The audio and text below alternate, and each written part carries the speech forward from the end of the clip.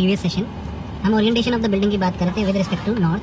तो what we were doing is कि this is our orientation, this is our longer axis and this is west and this is east.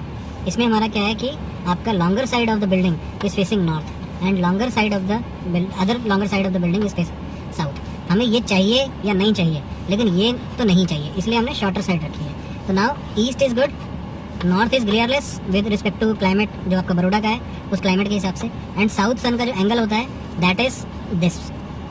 तो approximately 80 in 80s, not exactly 90 but in 80s. तो आपको इसके लिए horizontal छज्जा चाहिए होता है, तभी हम दोपहर में कैप पहनते हैं, हैट पहनते हैं. लेकिन जब हम वेस्टर्न सन आ जाता है तो वेस्टर्न सन के लिए हमें वर्टिकल लूवर्स चाहिए होते हैं विंडोज़ पे या मेनी मोर थिंग्स, क्योंकि आपका एंगल जो है वो गिर जाता है. मतलब वो आपका एंगल 88 से अप्रॉक्सीमेटली ये आ जाता है. तो इससे क्या होता है कि आपकी जो सनलाइट है वो शाम को 3 बजे से 5 बजे के बीच में या 6 बजे के बीच में आपके रूम में पीपिंग करना स्टार्ट कर देती है और आपको एक्चुअल में रूम गर्म हो जाता है और वो गर्म आपका ट्रैप हो जाता है. वो रूम के अंदर वो हीट ट्रैप हो जाती है, जिसकी वजह से हमारे पास एक ही सोल्यूशन रह गया, वो है एसी. क्योंकि हम दरवाजे खोल के वेंटिलेशन लेना नहीं चाहते हैं, इसलिए हमारे पास एसी एक ऑल्टरनेट रह गया, which is very harmful obviously. Now back to the orientation. अब ओरिएंटेशन के हिसाब से पहला ओरिएंटेशन फ्रीज कर लिया. अभी व्यूज़ देख लेते हैं, रोड से व्यू कैसा रहेगा. अब मेरा जो दूसरा बिल्डिंग ब्लॉक है वो ऐसा हो सकता है, मेरा तीसरा बिल्डिंग ब्लॉक है वो ऐसा हो सकता है. इसको इस साइड का एक ये छोटा सा कोर्टयार्ड मिल रहा है, इस साइड का ग्रीन पैच का व्यू, इस साइड का छोटा सा कोर्टयार्ड एंड व्यू, इस साइड का व्यू एंड यहाँ पर छोटा सा कोर्टयार्ड. अब this is our front side.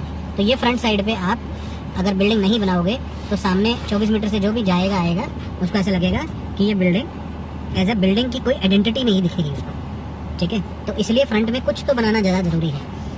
Now this can be your orientation of the building और जो आप समअप करोगे. तो इस बिल्डिंग को व्यू मिलेगा.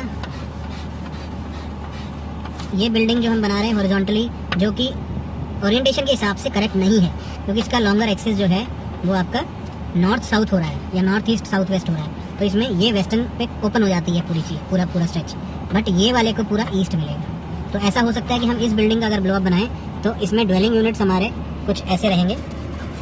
This is your 1 dwelling unit and एक साइड पे आपका सिंगल लोडेड कॉरिडोर रन करेगा. तो सिंगल लोडेड कॉरिडोर आपका वेस्टर्न सन को आपको पीप इन नहीं करने देगा आपके ड्वेलिंग यूनिट में, और ये आपका 24 मीटर से फसाड है, राइट. तो दिस इज़ योर. अब ये छोटा कोर्टयार्ड, ये छोटा कोर्टयार्ड, ये छोटा कोर्टयार्ड और एक्चुअल में ये बड़ा कोर्टयार्ड, इस साइड का ये एक छोटा कोर्टयार्ड, पतला सा छोटा सा कोर्टयार्ड. अब इसको अगर हम ज्वाइन करें या इस बड़े को इस छोटे से अगर इसके नीचे से ज्वाइन कर दें, ये बिल्डिंग आपकी उठ सकती है.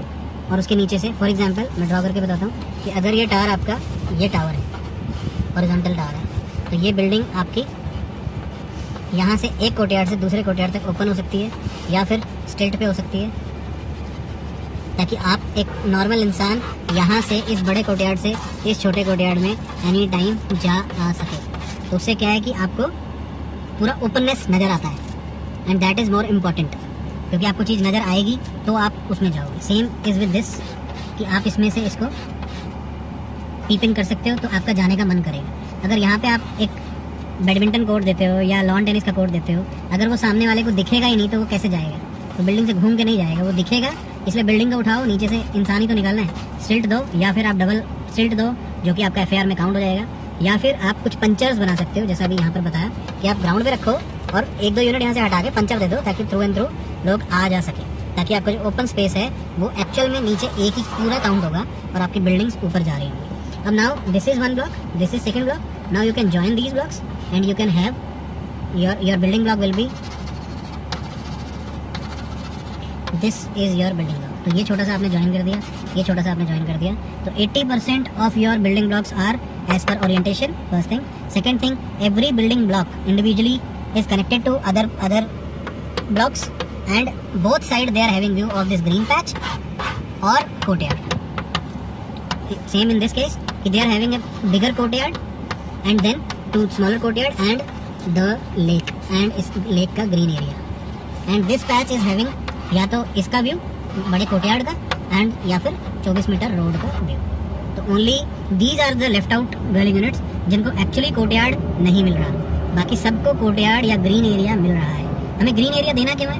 क्योंकि ग्रीन हम बिल्टअप कंक्रीट जंगल बना रहे हैं कंट्रीब्यूट करते जा रहे हैं, तो हमें ग्रीन एरिया को भी सपोर्ट करना चाहिए। ग्रीन एरिया नहीं होंगी तो जो लोग रहने वाले हैं वो कैसे रहेंगे, तो प्रायोरिटी ग्रीन को देनी चाहिए। अब ये तो हो गया एक नॉर्मल। अब आपका सवाल है कि यहाँ तो कंटूर्स थे, कंटूर्स तो आप भूल ही गए।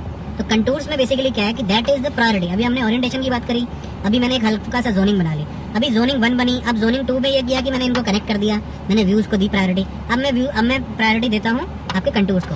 अब मुझे पता है कि कंटूर्स इस तरफ डाउन जा रहे हैं। 4 मीटर का हमने डिस्कस किया था, 4 मीटर का ये प्लस में है, ये माइनस में है। तो इस एरिया पे क्या मैं यहाँ से एंट्री करा के वेहिकुलर मूवमेंट, क्या मैं एक पगडंडी देना चाहता हूँ, पेडेस्ट्रियन मूवमेंट, ताकि वो चढ़ के यहाँ तक जाएं और इस पगडंडी, इस एक्सिस के अराउंड मेरे बिल्डिंग ब्लॉक्स हों, और वो भी एज पर ओरिएंटेशन एंड व्यूज। तो yes, this is also possible. या फिर मैं इस बिल्डिंग ब्लॉक को, क्योंकि ये कंटूर पे है, तो मैं इसको ऊपर से स्टार्ट करूँ। अब ऊपर से अगर मैं स्टार्ट करता हूँ तो basically this will be my site. तो ये जो मेरा बिल्डिंग ब्लॉक है, ये मेरा बिल्डिंग ब्लॉक कुछ ऐसा होगा, और यहाँ पर आपका वो ग्रीन पैच है जो कोर्टयार्ड की हम बात कर रहे थे, और यहाँ पे आपका दूसरा बिल्डिंग ब्लॉक है, और ये आपको एलिवेशन में दिखेगा थोड़ा सा, राइट। अब यहाँ से यहाँ तक जाने के लिए या तो आप इसको ऐसे कनेक्ट करें या इसको थोड़ा सा अंदर से ले जाएं। तो आप इसको, अगर ये कंटूर रिटेन करना है आपको, this is the part you are retaining, या ये पार्ट रिटेन करना है, तो आपका लैंडस्केपिंग इंक्लाइंड होगा। तो दैट मीन्स कि इस यहाँ पे स्टिल्ट या फिर डबल हाइट पंचर देना इज मैंडेटरी, क्योंकि आप यहाँ से चढ़ते हुए जाओगे तो आपको व्यू क्या मिलेगा, इस कोर्टयार्ड में खड़े होके you can actually feel that lake. अगर यहाँ इस बिल्डिंग को मैं ऊपर उठा दूँ तो आपको इंटरेस्ट आएगा ऊपर चढ़ने का और यहाँ से लेक देखने का। This is a tentative section. अब ये बिल्डिंग और ये स्टिल्ट और ये पंचर और जितना मर्जी आप ऊपर कर सकते हैं। कंटूर नहीं भी होता तो ये कर सकते थे, लेकिन कंटूर का फायदा तभी उठेगा जब आप यहाँ पे अपने हर एक इंसान को, हर एक ड्वेलिंग यूनिट के हर एक मेंबर को, हर एक मेंबर मतलब 750 ड्वेलिंग यूनिट है, सेंसस के हिसाब से हाउस होल्ड साइज हम लेते हैं 4.5। तो आप सोच लो कि हम 3500 के आसपास लोगों की बात कर रहे हैं, पीपल की, जिसमें से बुजुर्ग भी हैं, बच्चे भी हैं, बिजनेसमैन भी हैं, फीमेल्स भी हैं 50%। तो उस हिसाब से ये आप कंटूर्स को यूज़ करते हो, क्योंकि कट एंड फिल करोगे तो दैट विल